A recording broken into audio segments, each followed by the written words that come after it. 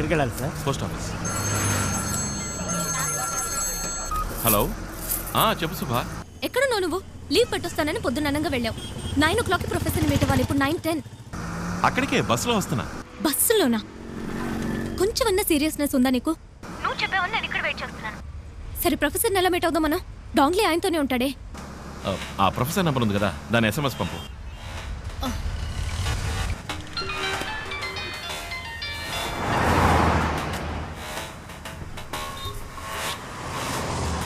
Hello sir, ఈసీఆర్లో 30 ఎకరాల స్థలం ఉంది, కొనిపడేస్తారా? ఎవరు నువ్వు? ఏం కావాలి? ఏం లేదు సార్, చైనా నుంచి 300 కోట్ల రూపాయలు వచ్చాయని మేము విన్నాం. అదే ఇన్వెస్ట్మెంట్ చేస్తారేమోనని అడిగాను. ఏం మాట్లాడుతున్నావు? నాకేం అర్థం కావట్లేదు. అవునవును, తెలుగులో మాట్లాడితే నీకు అర్థం కాదు కదా, చైనీస్లో మాట్లాడితే ఈజీగా అర్థం అవుతుంది.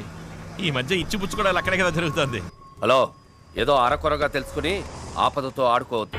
అచ్చి, చైనీస్ దగ్గర నుంచి నువ్వు తీసుకున్న 300 కోట్ల గురించి, ఆపరేషన్ రెడ్ గురించి అన్ని వివరాలు నీ కంప్యూటర్ నుంచి కొట్టేశాం. హలో, అది నాకు కావాలి, వెంటనే తెచ్చిచ్చాయి. రే, దానివల్ల నాకేం ఉపయోగం రా? నేను అడిగే 2 ప్రశ్నలకి సమాధానం కావాలి. శుభని వాడు ఎందుకు చంపాలనుకుంటున్నాడు? ఆపరేషన్ రెడ్ అంటే ఏంటి? హలో, నాకు సెకండ్ కాల్ వస్తుంది, నేను మళ్ళీ ఫోన్ చేస్తాను. ఏయ్, నీ చైనీస్ పార్ట్నర్ పిలుస్తున్నాడా? ఫోన్ కట్ చేసావు. ఈ రోజు సాయంత్రం అన్ని న్యూస్ ఛానల్స్ లోను ఆపరేషన్ రెడ్ గురించిన వార్త వస్తుంది. అయ్యో, వద్దు వద్దు, నన్నేం చేయమంటావు? ఆటో ఎక్కు. ఆటోనా? ఆటో ఎక్కు. సరే సరే, ఆటో.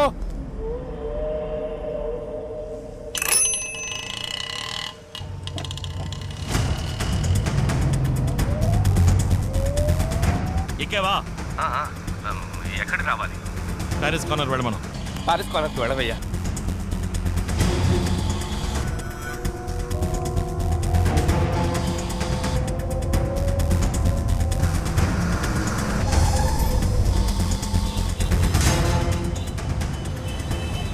ఇప్పుడు ఎక్కడున్నావు? మౌంట్ రోడ్ సిగ్నల్ దగ్గర ఉన్నాను. దిగి ప్లాట్ఫామ్ మీద స్పీడ్గా నడు. ఎందుకు?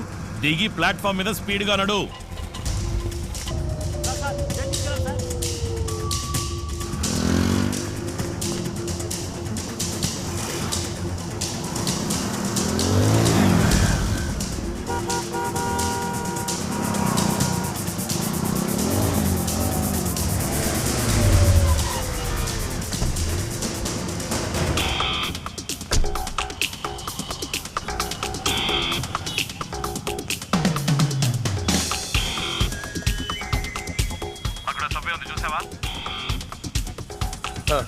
సభ్యులకు దిగు. అలాగే.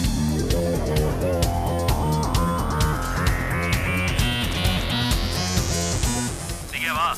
శాంతి థియేటర్ వైపురా.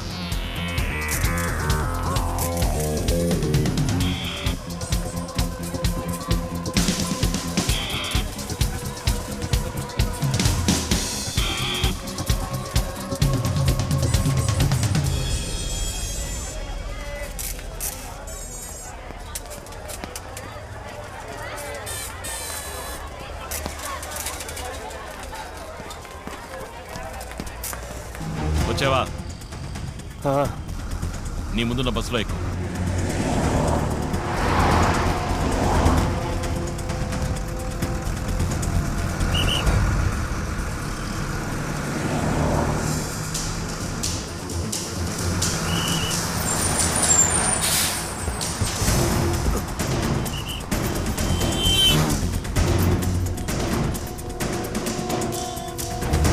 ఎక్కువ.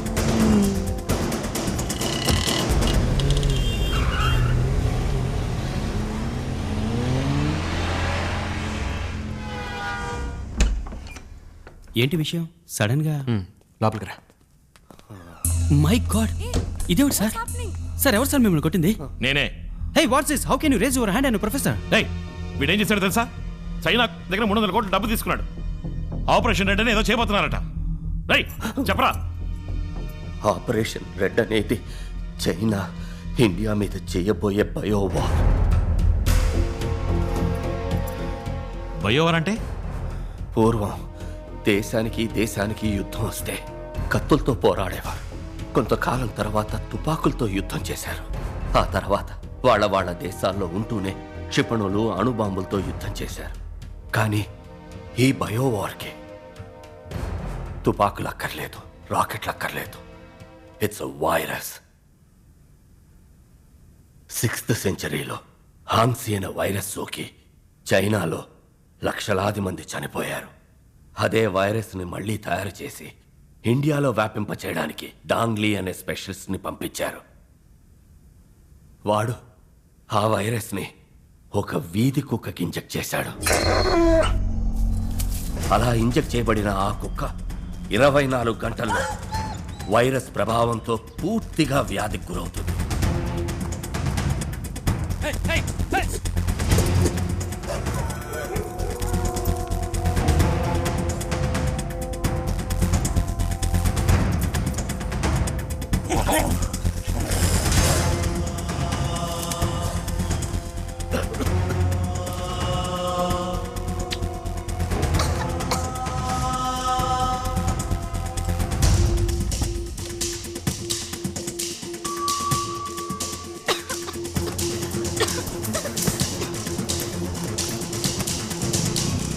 ఈ పాటికి ఎన్నో కుక్కలకి ఈ వ్యాధి సోకడం మొదలై ఉంటుంది.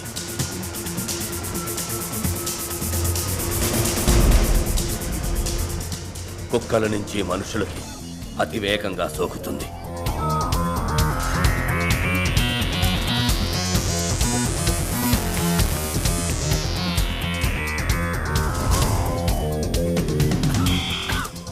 ఇదివరకు సైంటిస్టులు వ్యాధికి మందు కనిపెట్టేవారు. ఇప్పుడు కొత్త కొత్త వ్యాధుల్ని కనిపెడుతున్నారు. ఈ వ్యాధికి ఎవరూ మందు కనిపెట్టలేరు. కానీ చైనా గవర్నమెంట్ దగ్గర ఈ మందు వివరం ఉంది. అది 1400 సంవత్సరాలకి పూర్వం బోధిధర్ముడు రాసిన వైద్య సూత్ర సంపుటిలో ఉంది.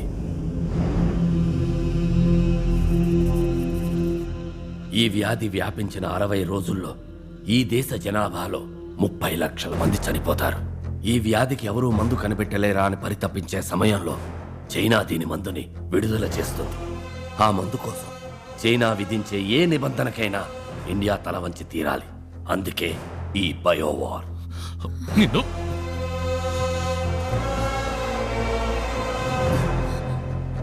మరి మరి శుభనందుకు వెంటాడుతున్నాడు. 3 నెలల ముందు సుబతీసిస్ని నేను చైనా పంపించాను. బోధిధర్ముని DNA రీసెర్చ్ వాళ్ళకి షాక్ ఇచ్చింది. బోధిధర్ముని శక్తి సామర్థ్యాలు నీలోకొస్తే ఆ వైరస్కి నువ్వు సులభంగా మందు కనిపెడతావు. అలా జరగకూడదని నిన్ను ఆ అమ్మాయిని చంపాలనుకున్నారు.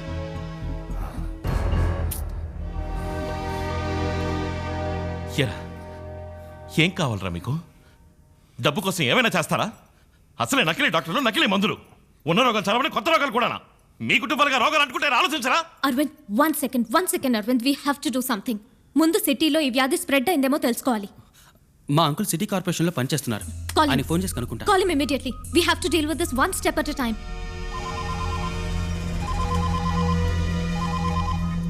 ఏంటి అశ్విన్? అంకుల్, ఓ అర్జెంట్ ఇన్ఫర్మేషన్ కావాలి.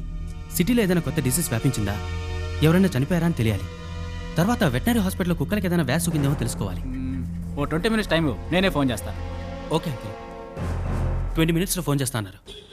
అవును, 9:30కి మౌంట్ రోడ్ పోస్ట్ ఆఫీస్ నుండి బయలుదేరింది మా బండే. బుక్ చేసింది సుభాష్ శ్రీనివాస్ అన్న ఆవిడే. కానీ ఎక్కడ డ్రాప్ చేసామనేది చెప్పకూడదు.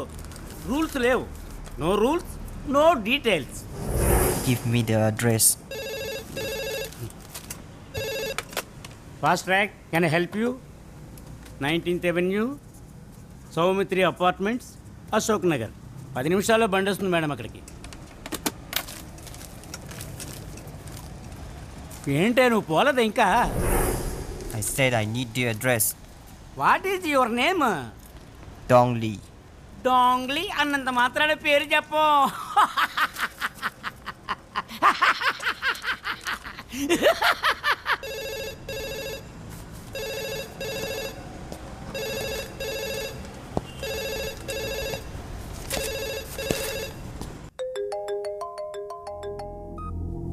Hello uncle.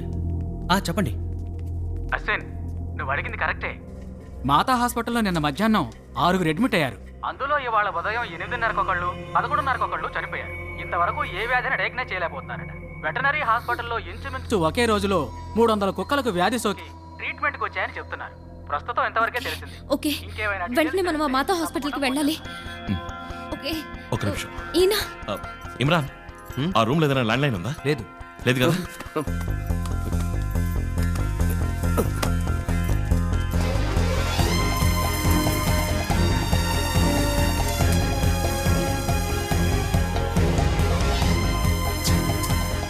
స్టెప్స్ దిగండి. ఓకే.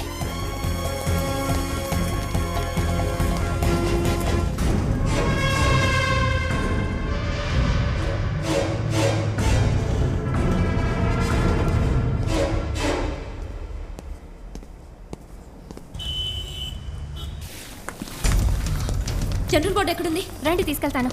పైనేనా? అవును. ఓకే.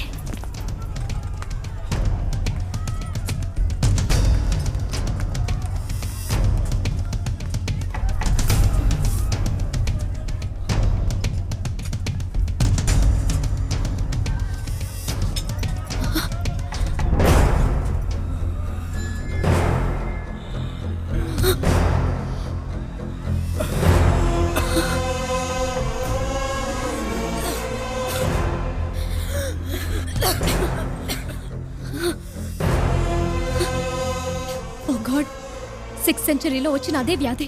ఏ వ్యాధి ఇండియాకి రాకూడదని బౌద్ధ ధర్మ చైనాకి వెళ్లారో అది ఇప్పుడు వచ్చేసింది.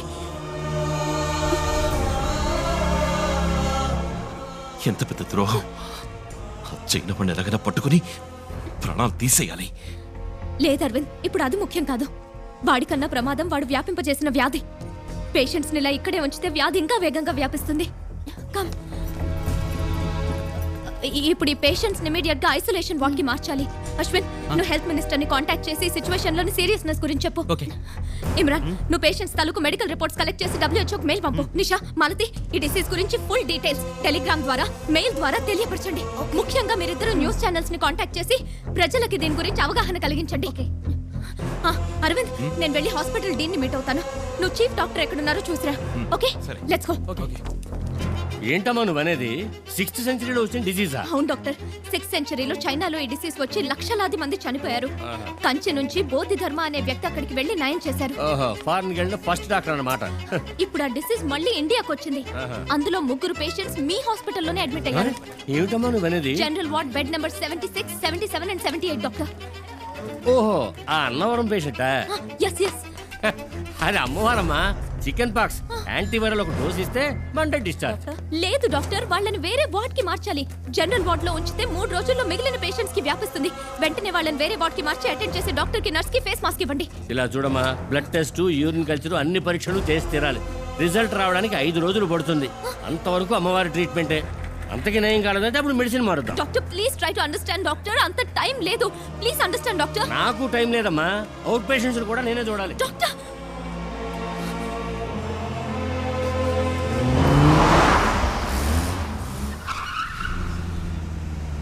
They must be here.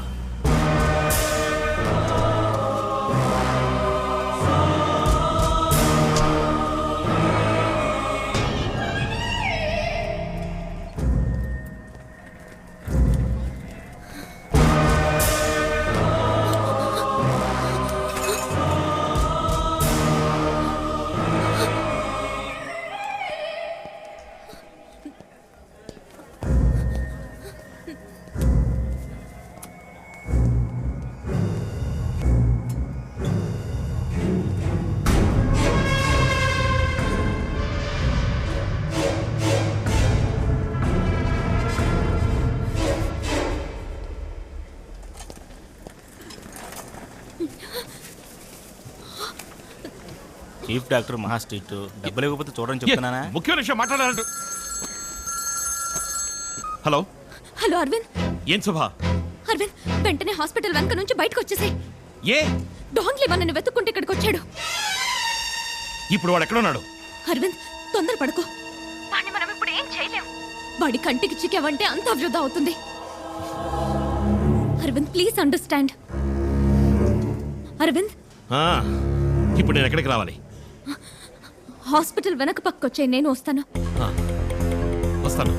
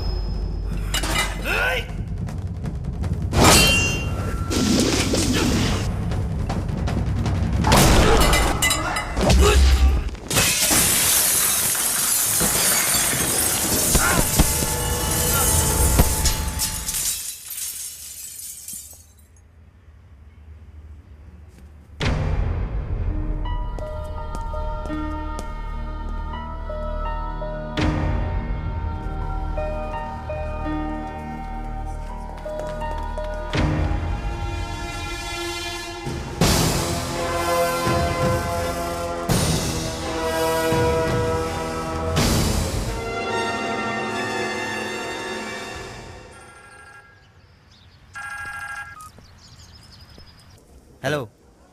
నేను డాంగ్లీని మాట్లాడుతున్నాను. 东尼，你好吗？ అది అలా ఉంచండి. నేను ఒకటి మైండ్ కంట్రోల్ చేయడానికి ప్రయత్నించాను, కానీ ఎందుకో అది నా వల్ల కాలేదు. దానికి కారణం తెలుసుకోవాలి. నేను వెంటనే గురుగారితో మాట్లాడాలి.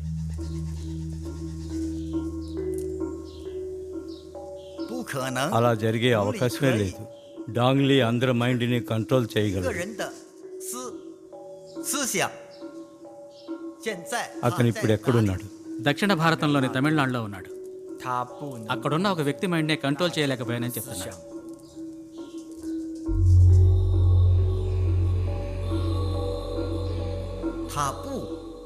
తను అక్కడ ఉండకూడదు. ఎందుకని? అతన్ని తిరిగి రమ్మని చెప్పు. నేను రాను. ఎందుకు నేను వాడి మైండ్ కంట్రోల్ చేయలేకపోయాను? దామో,